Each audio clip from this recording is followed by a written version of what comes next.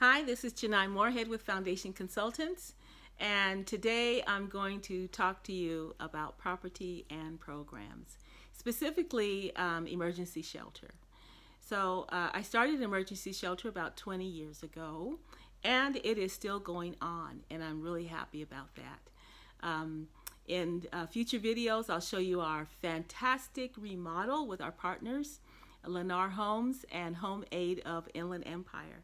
But for now, I wanted to just give you some encouragement. Some of you have let me know that you're going into this part of the business, the nonprofit business. And so I wanted to just tell the story. I am a consultant and I get paid for the details, but I will give you some encouragement. And I think that these stories have to be told also. So the most important part of the story is two pieces, which is program and property. Remember, program and property. Because anytime you start an emergency shelter, you're going to be dealing part program and part property. So we'll start with the property and how we acquired it. We work with a few government agencies and a for-profit who needed our skills. And we worked together and above board by contract, and the payoff was a sum of money which we told them that we needed because we wanted to start this project. So that money was paid out over several years. And so with the first allotment, we purchased a lovely home with the help of a realtor. The home was a 3-bedroom, 1-bath. And so that began our property journey for the shelter. Our organization has quite a bit of experience with property, as you'll in my previous videos found out. But this was a new venture for us because we've never purchased a property for the benefit of a shelter. So on the property side, we actually went in after escrow closed and took possession just like it was a house, you know. And so one of the things that I want to talk to you about is when you buy property for a shelter or for a housing program, check out the infrastructure.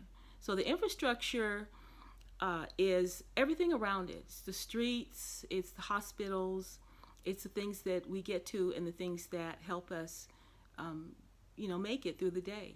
Grocery stores, malls, shopping, clothes, all of those. And those should all be in place for your clients too. You should not place your clients in a property in a desolate area where they can't get to any services unless you have everything there for them. And it's not wise to lock them into that type of life. So when we looked at the property, we saw that on both ends of the street there was a bus stop. 2 blocks away, our shelter clients can walk to the grocery store. There's a pharmacy right across the street from that. Right behind, or about a block away, there's an elementary school and a middle school, and half a mile away is a high school. So we picked a pretty good infrastructure. About 2 miles away is a hospital, and so all of these things were right in the neighborhood. And so, and then we met the city guidelines for not having a permit. Every city's different.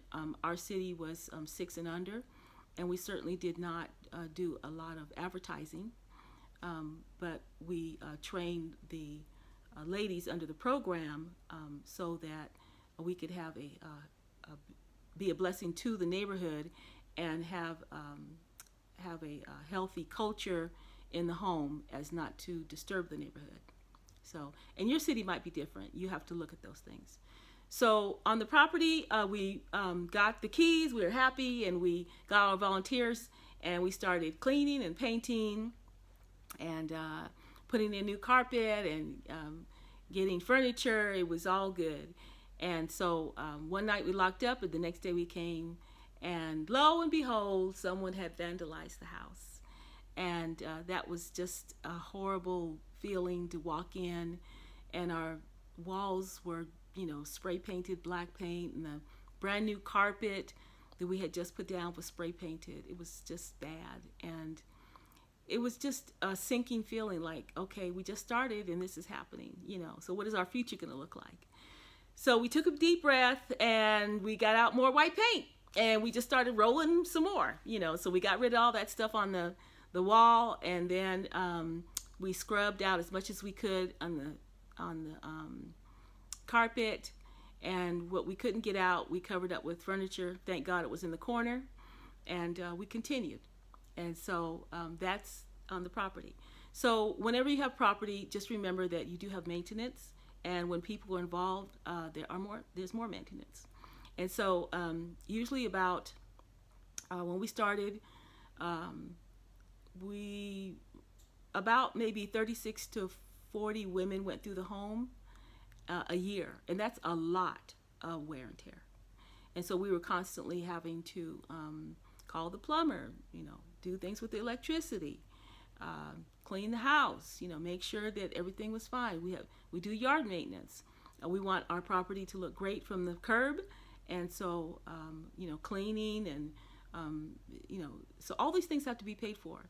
So I want you to think about the things that you have to pay for in your own home, and understand that the same thing goes for a shelter.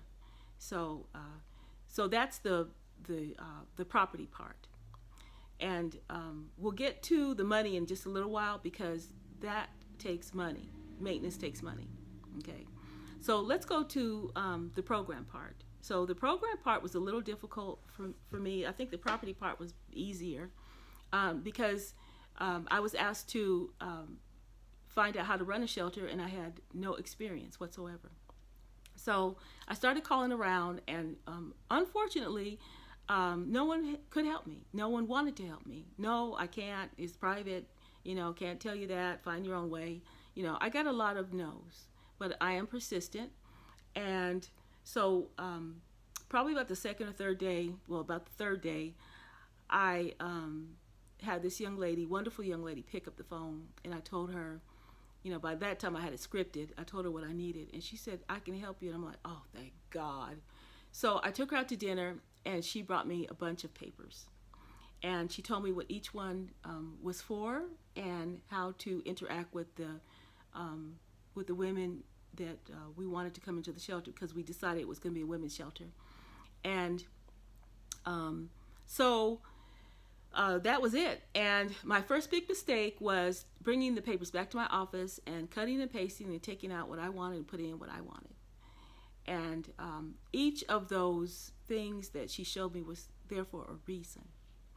So I think the first maybe 3 months, because I did it my way, things went horribly wrong as far as the expectations that I had for the clients that came in and the expectations that they had from me. Okay, it works both ways. So I went back and found those papers and did it the right way. Okay, and so pretty much the other problem I had with paperwork was that I tended to, when something went wrong, I put it as a rule. When something went wrong, I put it as a rule. So I put that in the shelter contract. And then one day I read my contract and I'm like, this is just too much. I don't even like it. Okay? And so it's hard to just work through those rules when you are working through a program, because the whole purpose of a shelter program is to give you a temporary place to stay so that you can move on, hopefully to a permanent housing situation. And so we wanted our clients to be successful as much as they wanted to be successful. So we rewrote those, and then we just it just boiled down to a talk, and letting people know that we can't write a rule for every time something goes wrong. But what we can do is have an expectation that they would want to do right. And so those are the people that we were looking for. We were looking for somebody who wanted to do better for their lives. They just needed help. Okay?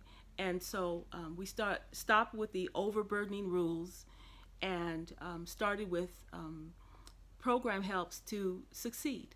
And so far, it has worked tremendously. So on the program, we also niched down to exactly who we wanted to help. So I told you earlier that we wanted to help women.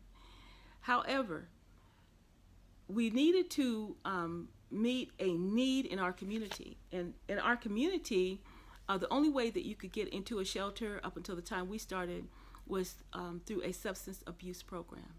And so women would call our office and say, they would say, "Hi, I need help. I'm not an alcoholic. I'm not a drug abuser. I just need help." And so those are the women that we started to niche down on. And most of those women, almost 99% of them, needed help because of relationship problems. They were kicked out by a mother, a father, a brother, a sister, or a partner. And so there was, at that time, there was nowhere for them to go unless they had a substance abuse problem. And some of them said that they were lying about substance abuse just to get into a shelter. Well, today, that's unheard of, I hope. Today, if you're homeless, you're homeless. Now, there's different reasons you're homeless, but back then, many years ago, that's the only way in our county. Now, now it's wide open, and you don't have to be on substance abuse. You don't have to have substance abuse issues to get into it. But the whole purpose of a shelter is to house you because you're homeless. So, so we got past that, and then we ran into a business model issue because we expected that all of this would be paid through grants. And we quickly found out that there weren't enough grants to fund us for the amount of people that we were housing. Now, our shelter only houses 6 women at a time. And then when they aren't paying anything to add to the burden of utilities and gas and lights, and at that time we had a phone and an alarm system, all that kind of stuff, okay, which we still do. We still have all that stuff. It's just more high tech, okay? So all of that was becoming a big financial burden. And so we set up a business model that we had seen some shelters do in other states, was to charge a shelter fee. And for our program at that time, and still is, the shelter fee was like less than $10 a day. Now, that's a deal because some counties pay up to between $80 and $100 a night to house families temporarily for less time. Okay, so, and then in some cases, grants can subsidize that, but you would have to make sure that your grantor is okay with that, because some grantors are not okay. When they pay you for that person to stay there. That person doesn't have to pay anything, and so you have to work that out too. So you have to be very wise at how your business model is and how it is accepted by others, and that is comes out in how you write the grant and how you explain it to others. Okay, so that is a little bit about the property and the program. We are still running the program a little bit differently. When the new director came on in our community, there became a need for women and children to have housing. So she changed the model again to now house not only single women, but women and children. So the larger room in the home is dedicated to women and children. And of course, there are program requirements that we have, and many, many, many other details that would take too long to explain here. I wanted to say that I am a consultant, and I do help people to get their programs together. So if you would like to visit me on social media, or you would like to visit my page, you can set up a consultation with me. And depending upon what type of consultation, some consultations are free, some of them I charge.